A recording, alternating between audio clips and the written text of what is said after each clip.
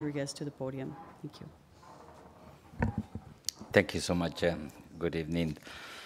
I'm delighted to be here alongside our Canadian ministers in this, the 7th GEF Assembly. Today, delegates from 186 countries took a historical decision just 8 months after the historic achievement that was generated in the CBD COP15 last December in Montreal with regards to the establishment of a new fund, a new facility within the Global Environment Facility. This new fund is aimed to support the strategic implementation of this very ambitious set of 23 global targets for biodiversity conservation. The objectives of this framework is to really preserve and conserve biodiversity along the planet with an ambitious target by 2030 of protecting 30% of the ocean and 30% of the land. At the same time that we commit to generate sustainable activities regarding the use of wild and domestic biodiversity. At the same time that we set another set of very interesting and nevertheless very ambitious targets with regards to resource mobilization.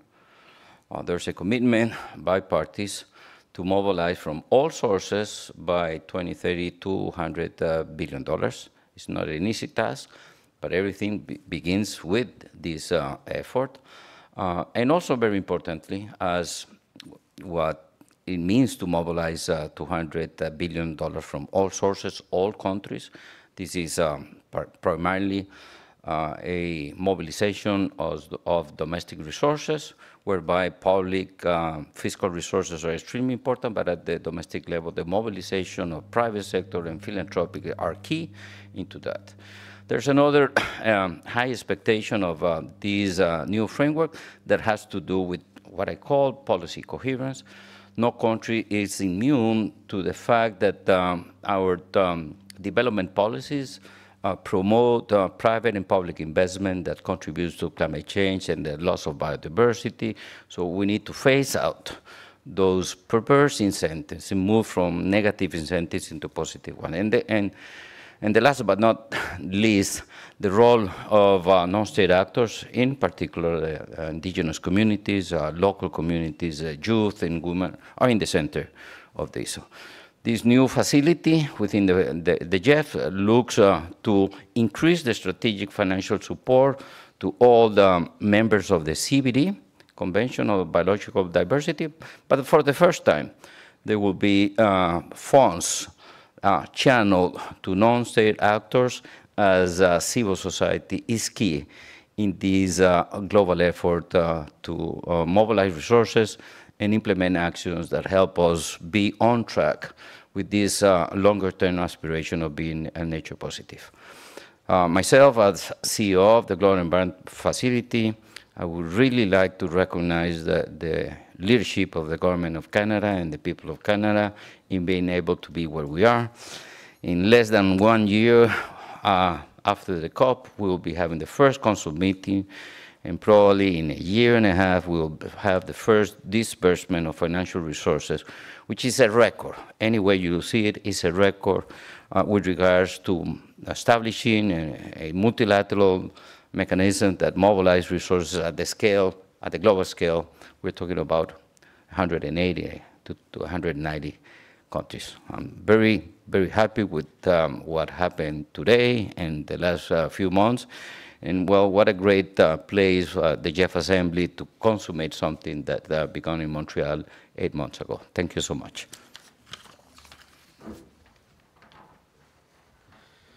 Bonjour et merci de votre présence aujourd'hui. La biodiversité ne se limitait pas à la beauté et au merveilleux de la nature. Elle est un fondement essentiel de notre bien-être et de la santé de notre planète. Good afternoon. Thank you for joining us today. I'm very pleased to be here with Manuel Rodriguez, who's the chair of the Global Environment Facility, as well as my friend and colleague, Minister Stephen Guilbeault, Canada's Minister of Environment and Climate Change. Biodiversity is not just the beauty and wonder of nature. It is critical. It is a critical foundation for our well-being as human beings and the health of our planet. And everyone here understands that biodiversity and associated ecosystems are invaluable for our present and future. They underpin human health, well-being, and economic growth. Our very survival is woven into this complex tapestry. But global biodiversity loss is at critical levels, and this affects the threads of all systems, whether social or economic. And while Canada is home to significant biodiversity and natural areas, the vast majority of the world's biodiversity is outside of our borders, in particular in tropical countries. That is why action is needed on this front in all parts of the world, not just in one part of the world. And this is the work that we all have to do to challenge biodiversity loss. Halting and reversing biodiversity loss requires real collaboration. It requires partnerships. It also requires innovation. We also need a proper accounting for the true value of nature in decision-making across all sectors. That is something that I think there's a lot of room to grow on that scale. Last December, delegates from around the world gathered in Montreal and agreed on the Kunming-Montreal Global Biodiversity Framework. And I really want to once again highlight the work of the able work of Minister Guilbeault in reaching that agreement and really creating the environment for the entire world to come together in Montreal to reach this framework agreement. It is the most ambitious global agreement on biodiversity in the history of environmental governance. And it will serve as the world's framework for actions taken at all levels to safeguard and restore biodiversity. And this is extremely essential because the importance of not only halting the loss of biodiversity, but restoring it is something that we all should take very seriously. I'm very excited to report that the Global Environment Facility Assembly has collectively agreed to ratify the new Global Biodiversity Framework Fund at the 7th GEF Assembly. This important fund highlights three critical innovations. I spoke about the importance of innovation earlier. First, for the first time ever, we agreed to allocate 20% of the fund towards Indigenous-led initiatives to protect and conserve biodiversity. Second, we agreed to deliver 25% of the funds through international financial institutions. This is a key way to pull more resources through the private sector, leveraging their involvement and making sure policies are coherent. And third, the new fund will prioritize support for the most vulnerable, small island developing states, as well as least developed countries. And we noted in the Assembly that these are the countries that are experiencing the biggest impacts of biodiversity loss and climate change, yet have contributed the least to those effects. They will receive 36% of the resources plus an additional 3% of the funds if they have the capacity to take it up. Developing countries across all geographical regions need support to deliver on the 23 targets under the Global Biodiversity Framework. Targets like conservation, restoration, protection against invasive species. This is really important work, and this fund will empower them to do the important work that we need to be done in every region around the world. And that is why, following today's ratification, I'm really pleased to join my colleague, Minister Guilbeault, to announce that Canada will commit an initial seed funding of $200 million to the Global Biodiversity Framework Fund.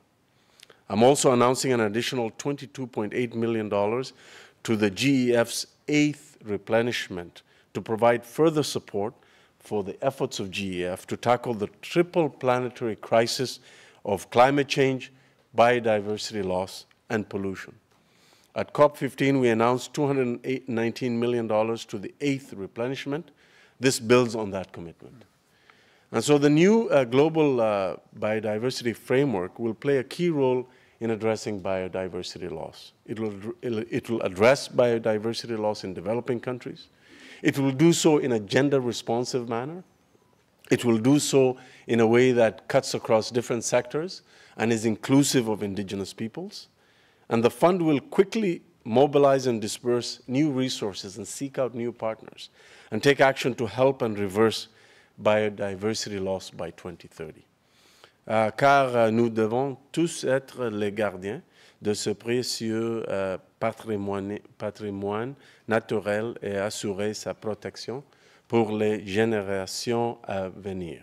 Because we must all steward this precious natural heritage and protect it for generations to come. Thank you very much. Merci beaucoup. Cher Ahmed, chers collègues, merci beaucoup. And thank you so much for stepping in, I'd say even jumping in your new role so quickly and being here with us. Carlos, it's a pleasure to be here with you. Congratulations to you and your team for the extraordinary speed at which you've moved on this COP15 commitment to create a new fund under the GEF. I was sort of half joking to someone earlier that if we tried to do that domestically, to have a new fund up and running and dispersing money within about 2 years, we would be challenged to do that. Imagine doing it on the global scale, and that's exactly what you're doing.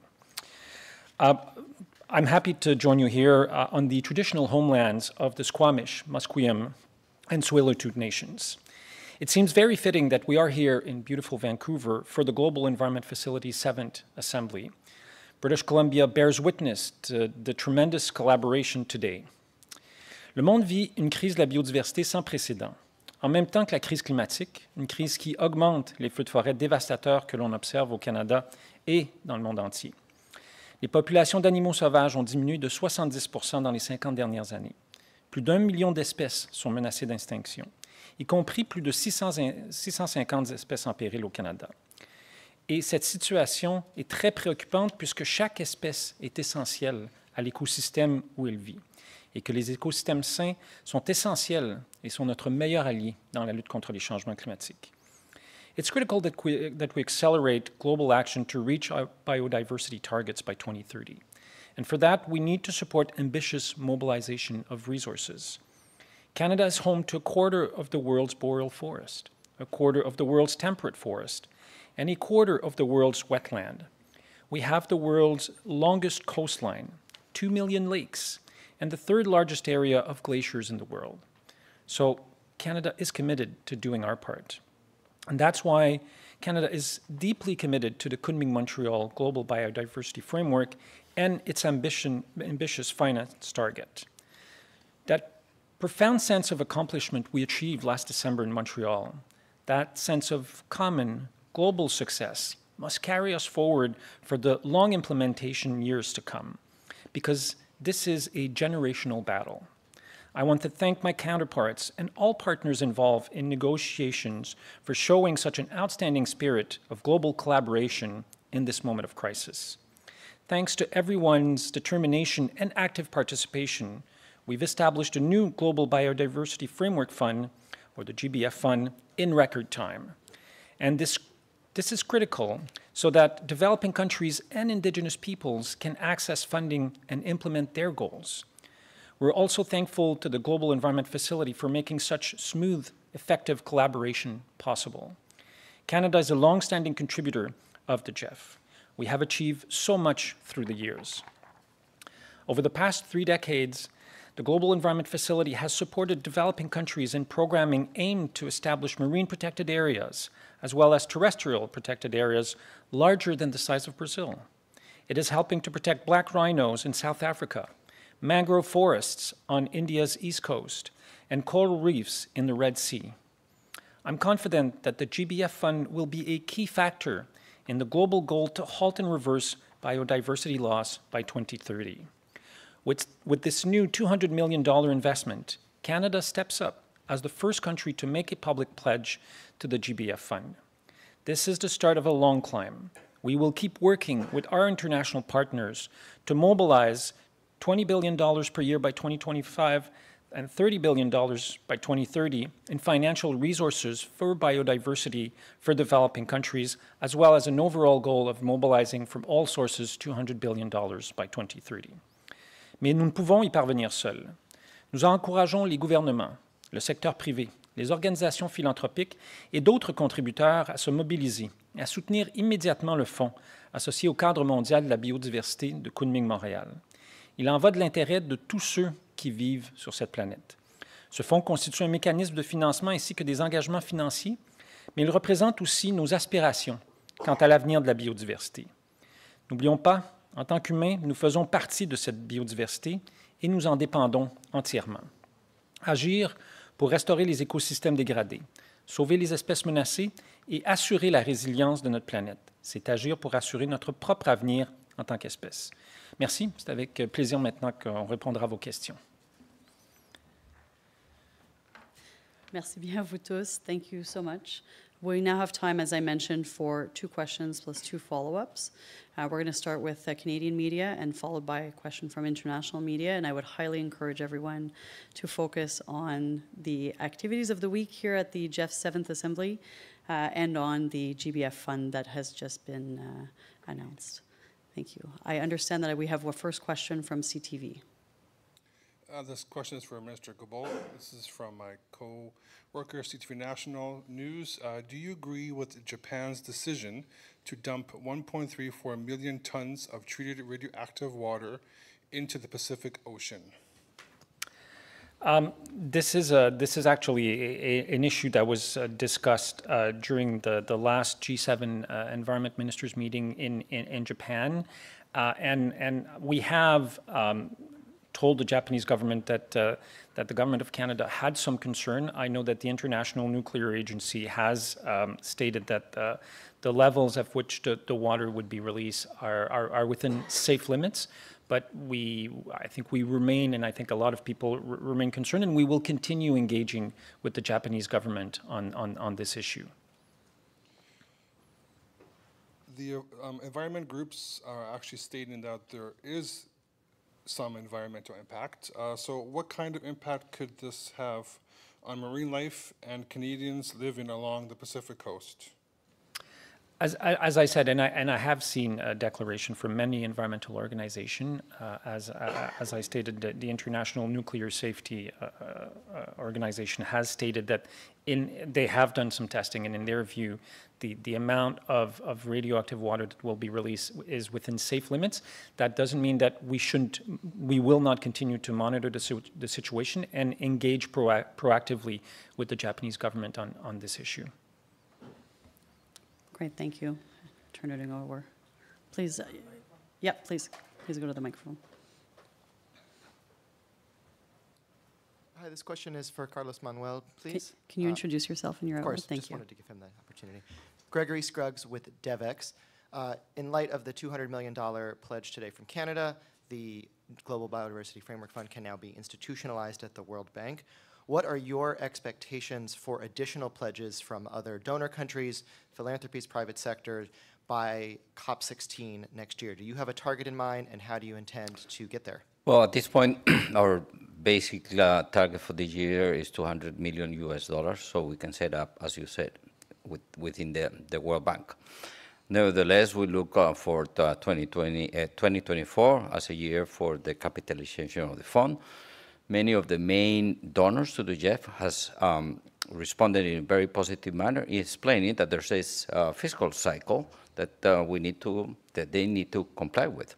As a matter of fact, it's ironic that we were able to put the fund in place even before the donor nations go through their internal domestic fiscal processes. You know, they need to go to Congresses and budget and Minister of Finance. We anticipated you would be that quick, which is why Canada... So this is what is happening at this point. I think that it is extremely important that the first GBFF Council meeting will happen next January, and most probably the first disbursements will happen in June 2024, when we have the second GBFF Council meeting. We'll probably have 2 per year.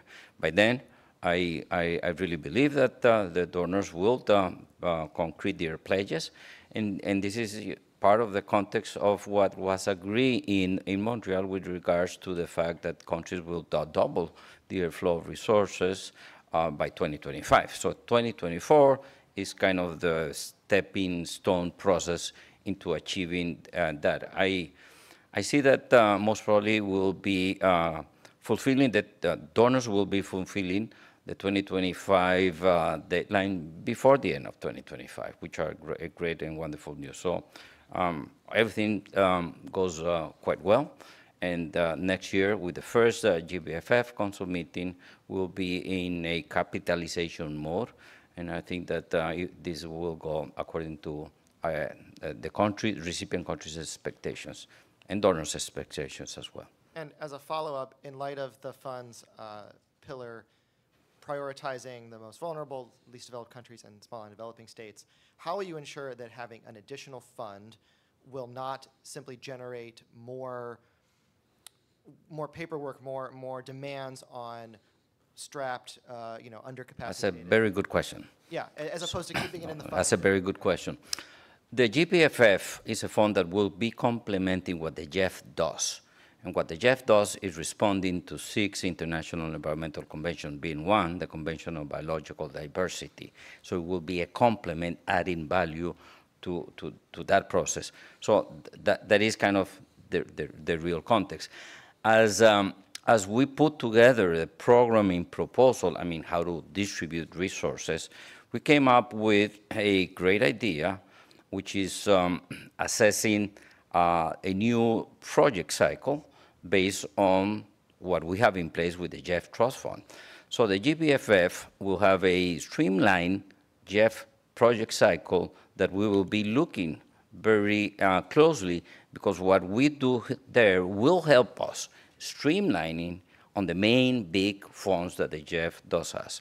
This requires investing in more capacities, particularly in less developed countries, small island developing states, that sometimes they don't have the capacity to absorb the GEF resources.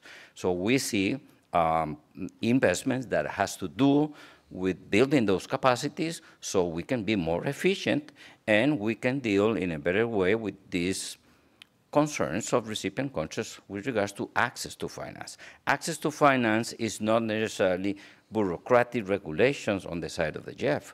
We got regulations that has to do with the quality of the project, that has to do with the fiduciary responsibilities of the project, and the safeguards, very important safeguards.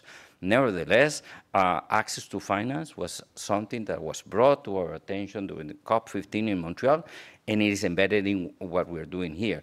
So in a sense, we're testing new processes and new approaches in these new funds that will eventually trickle up into the big funds that we have at the GEF.